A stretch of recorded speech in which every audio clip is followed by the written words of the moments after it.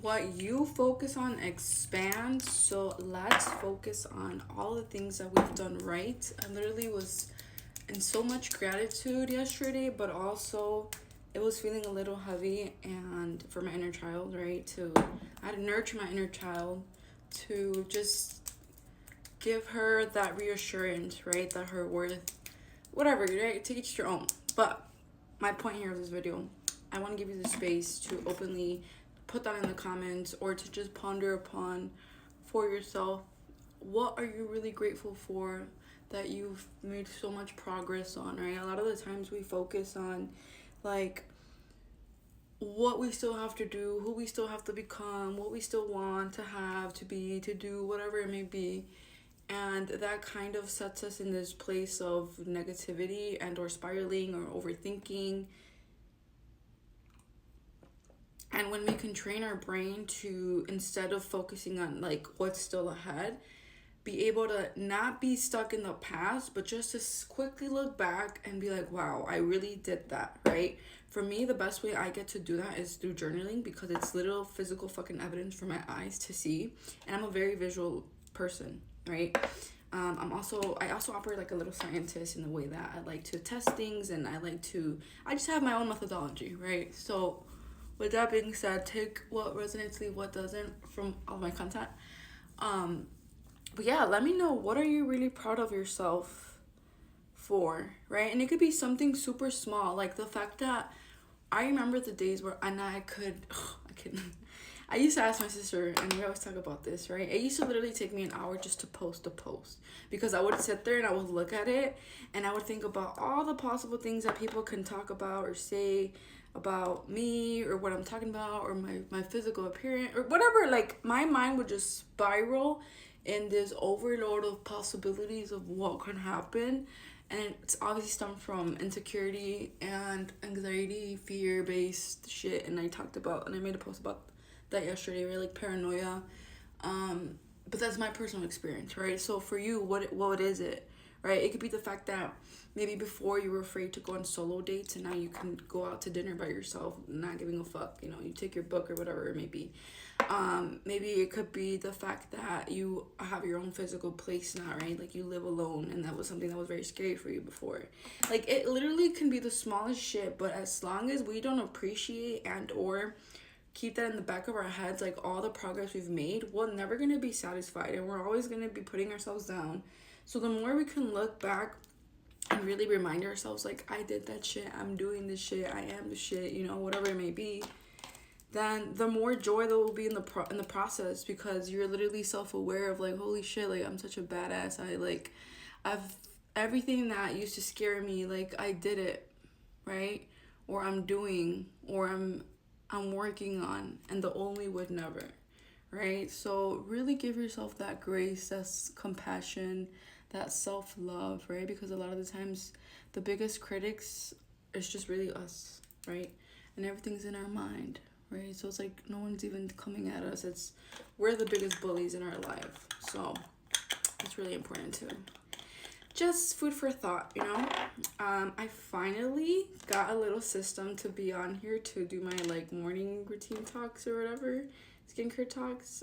So I set everything out so that I don't forget anything. So I did my skincare, and I'm doing my eyebrows, and then I'm gonna do my hair, and then we have, so this, I guess I could share like something I'm really proud about myself is just this. I could not multitask before. Like, it was too much for me to like do my shit and like pour, right? Like, educate, however you want to see this, because I can go very much into teacher mode.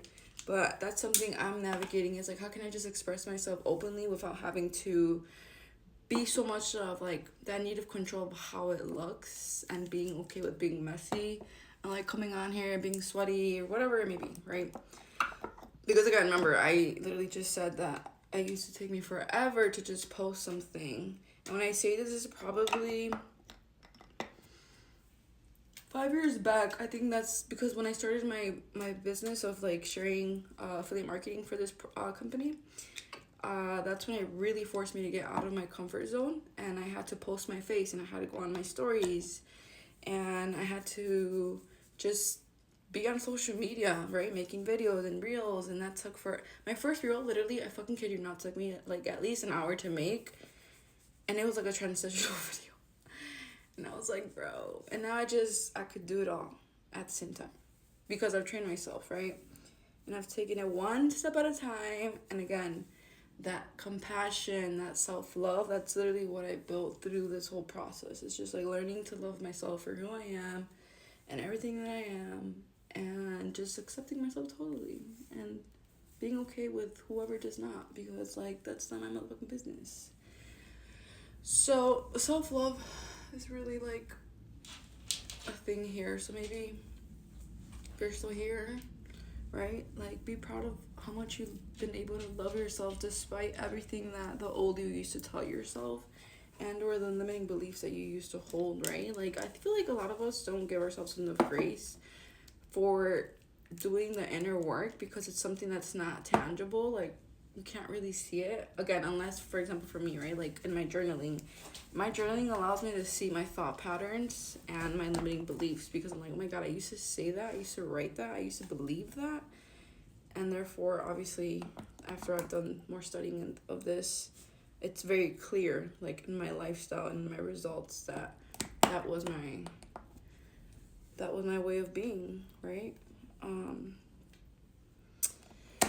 But yes, that was great talk, y'all.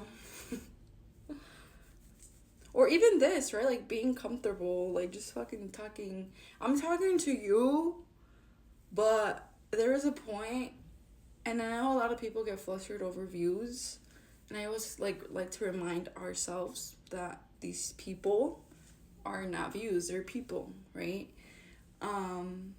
But I remember I would go live literally with like 0 motherfucking people watching me. And I just did that shit like 1,000, 100 million motherfuckers were watching me. And I still do it the same way. I just go there to do what I have to do. And whoever it's meant for, it's meant for. And even if that's one person, then I did my job. Because there's a reason why I get called to share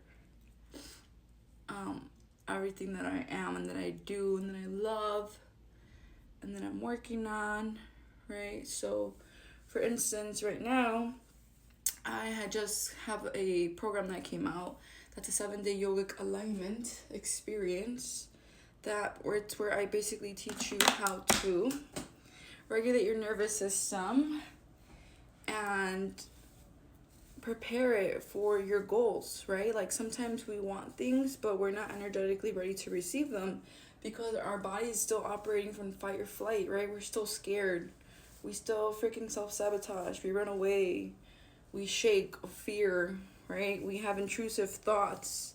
Remember, there's mind and then there's body, right? So thought patterns is one thing, and then your physiological response is another. And that's just kind of like what I geek out on because I had to understand myself because nobody gave me the motherfucking answers. So we did some research. But yeah, I woke up today and I was not feeling it. And I just wanted to keep sleeping. And I just talked about this, right? Like figuring out your why. Like sometimes in life, it's gonna feel like, what the fuck's the purpose of this shit? Everything's very much still. It's not stagnant. It's still. It's peaceful. But again, if your nervous system is wired for chaos, peace is going to be fucking boring. And then you're gonna want more out of shit, like life, right? Not understanding that, like, wow. Like people will pay millions of dollars just to reach where you are, which is peace. And when I say millions of dollars, like with mentors and with whatever they might, like cars, houses, all of this shit, they're buying it for a feeling. They want to feel secure. They want to feel peaceful. They want to feel fulfilled. They want to fill the hole within their soul by buying shit. And I'm not saying everybody. I'm saying some people. Okay? Like, for example, like, all the people that end up committing suicide that have, like, a lot of money, right? We hear about that often. Like, why would they not be... Like,